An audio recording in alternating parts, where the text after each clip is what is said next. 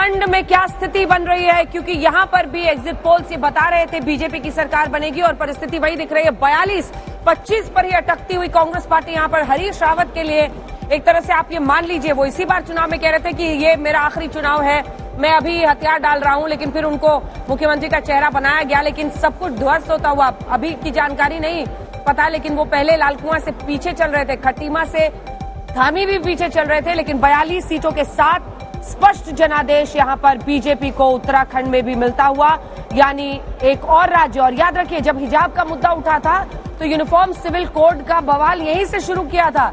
धामी साहब ने ही उसका ये बयान दिया था कि हम उत्तराखंड में अलग से कानून लाएंगे, जिसको लेकर ये हुआ कि क्या एक राज्य अलग से कर सकता। हालांकि गोवा का जिक्र इस पर राजनाथ सिंह ने, रक्षा मंत्री ने भी किया था।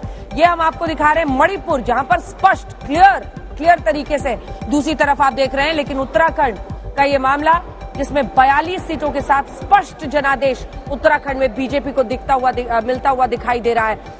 राजनाथ सिंह गए थे वहां पर और देखिए आजकल ये गाने खूब पुष्पा फिल्म के हर किसी पर फिट बैठाए जा रहे हैं, और कहा था कि पुष्कर नाम जरूर उनका है लेकिन फ्लावर नहीं फायर है। हालांकि वो खुद ही अपनी सीट से अभी पीछे चल रहे हैं। गोवा पर अब नजर डाल लेते हैं। गोवा में देखिए मामला अटका हुआ है, इससे कोई इनकार नहीं कर सकता। 18 सीटें बीजेपी के पास, चाहिए उनको 21 से कम में मामला बनेगा नहीं, लेकिन अब किसको लाएंगे अपने साथ? अन्य है वहां पर 4, और बीजेपी को जानते हुए ऐसा लगता है कि वो ऑलरेडी काम पर लग गए होंगे बीजेपी को जानते हुए, क्योंकि यहां पर उनको एज है।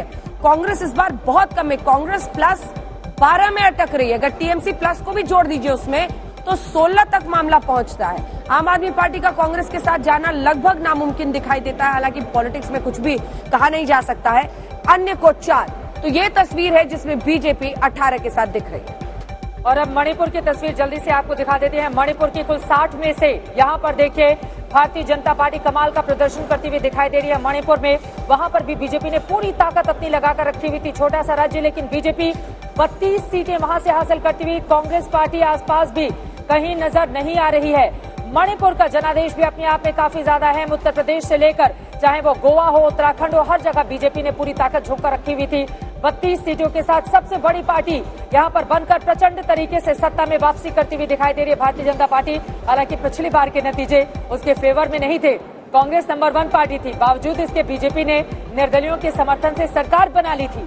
मणिपुर और गोवा दोनों बड़ा उदाहरण प्रस्तुत करते हैं, लेकिन जैसा कि नरेंद्र मोदी प्रधानमंत्री अपनी रैली में बार बार गिना रहे हैं कि एक बार बीजेपी जिस राज्य में सत्ता में काबिज हो जाती है वहां से वो हटती नहीं, और कांग्रेस एक बार जहां से हट जाती है उसके बाद वहां से उसकी वापसी करना मुश्किल हो जाता है। कम से कम इन राज्यों के चुनावी नतीजे जो सामने आ रहे हैं वो बीजेपी प्रधानमंत्री नरेंद्र मोदी के इस दावे को पूरी तरह से पुख्ता करते हुए नजर आ रहे हैं, और यही कारण है चाहे मणिपुर हो, उत्तराखंड हो, उत्तर प्रदेश हो, यहाँ पर प्रचंड जनादेश हासिल करती हुई भारतीय जनता पार्टी, जबकि गोवा में भी सबसे बड़ी पार्टी के तौर पर वो उभरती हुई दिखाई दे रही है।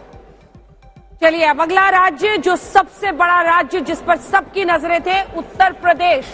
और उत्तर प्रदेश में जो हाल है वो आपको बता दें, क्योंकि 273 के साथ एक बड़ी कामयाबी की तरफ बीजेपी वहां पर पहुंच रही है। 122 समाजवादी पार्टी को मिलता हुआ दिखाई दे रहा है। 3 पर बीएसपी सिमट रही है, कांग्रेस 3 पर सिमट रही है। इन दोनों में कंपटीशन दिख रहा है कि कौन आगे बढ़ेगा, लेकिन यहाँ पर बीएसपी और कांग्रेस एक ही, और वहीं अन्य भी 3 सीटें पाली है। किसकी क्या बिसात है सबको समझ में आ रहा होगा। 272 तो संजय जी आपके आकलन के बहुत करीब दिख रहा है। अगर अब मैं ये कहूंगा हाँ मेरे आकलन के बिल्कुल करीब दिख रहा है, तो लोग कहेंगे हाँ चुनाव के नतीजों के बाद तो सब यही कहते हैं। हमने सीटों का आकलन कोई एक फॉर्मल प्लेटफॉर्म पे तो नहीं किया था, वोट का आकलन जरूर किया था, और मुझे लगता है कि तकरीबन उसके करीब है। 43 और 43% बीजेपी के लिए आकलन था और 35% समाजवादी पार्टी गठबंधन के लिए आकलन है। अगर उसको सीटों में तब्दील करते तो लगभग इसी नंबर्स पे हम के करीब हम आएंगे, तो वैसा ही जो अनुमान था वैसा ही रिजल्ट होता हुआ दिखाई पड़ रहा है। शरद जी? हाँ, नहीं बिल्कुल, इसमें कोई शक नहीं है कि जो एग्जिट पोल्स थे हाँ, और उन आंकड़ों के बहुत करीब जा रहा है, और मुझे बड़ा अचंभा है इस बात पे। मैंने शुरू में भी कहा था, क्योंकि कोई मुझे फिर से मैं वही बात दोहराऊंगा, उस वक्त बात आधी रह गई। संजय कुमार खुद इस बात से एग्री कर रहे थे। अगर ये हम नहीं मानते हैं कि हिंदुत्व ही ओवरराइडिंग फैक्टर था, तो फिर तो इसका मतलब है कि बाकी मुद्दों पे अगर वोट होता है, अगर जाति पर लोग नहीं बटे तो ये नहीं, जाति पर कैसे नहीं बटे? आई तो आपका एग्जिट पोल कह रहा है कि जाति क्या आधार जो है, आप देख लीजिए नॉन यादव नहीं, ओबीसी मैं तो ये कह रही हूँ कि जाति के आधार पर लोग नहीं बटे, ये माना जाता है ना कि अगर जाति के आधार पर बट गए तो फिर क्षेत्रीय दलों के लिए अच्छा होता है। ये नहीं लेकिन बटे आप हिंदुत्व और फैक्टर कह रहे हैं, मतलब हिंदू एक साथ हो गए ना, नहीं, यही होता है ना उसका यही तो मैं कह रहा हूँ कि धर्म जो है वो जातियों के ऊपर हो गया, हावी हुआ। आप contradict मेरा कर रहे हैं। नहीं कॉन्ट्रडिक्ट नहीं कर रहा हूँ, मैं तो कह रहा हूँ आप कह रहे हैं जाति पर बटे, फिर आप कह रहे हैं नहीं जाति पर नहीं बटे। आप पूरी बात मेरे को कहने नहीं देते हैं, आप समय नहीं देते हैं। टाइम कम है सर। नहीं, बाकी लोगों को तो समय मिल ही रहा है, यहाँ जो बैठे हैं उनको ही नहीं समय मिल रहा है। मैं ये कह रहा हूँ कि देखिए जो आपके एग्जिट पोल्स कह रहे थे उसके हिसाब से उन जातियों का, नॉन यादव ओबीसी का वोट बीजेपी को मिला, जो कि उस टाइम माना जा रहा था कि वो अखिलेश यादव के साथ रहेगा, वो नहीं हुआ। तो अल्टीमेटली देख लीजिए, एक सेकंड, तो हिंदुत्व का फैक्टर ही तो हावी हुआ। हिंदुत्व का फैक्टर आप बार बार गिना रहे हैं, लेकिन बिल्कुल। क्या कानून व्यवस्था का मामला, ये मेरी बहुत नजर में बड़ा कानून फैक्टर व्यवस्था था नहीं सर, सुधरी है, बहुत ये बड़ा पब्लिसिटी है। फैक्टर था। देखिए इस ये बात को मानिए, मुफ्त में अनाज, ये बहुत बड़ा मुफ्त का फैक्टर था। मुफ्त का अनाज जो मानता हूं। महिलाओं के नाम पर 2.5 लाख और 1.5 लाख रुपए दिए गए, आप इसको दरकिनार नहीं कर सकते हैं सर, हिंदुत्व और ये मुस्लिम तुष्टिकरण और उसके इर्द गिर्द नहीं, मुस्लिम तुष्टिकरण की बात नहीं कर रहा हूं। इस बात को समझे आप।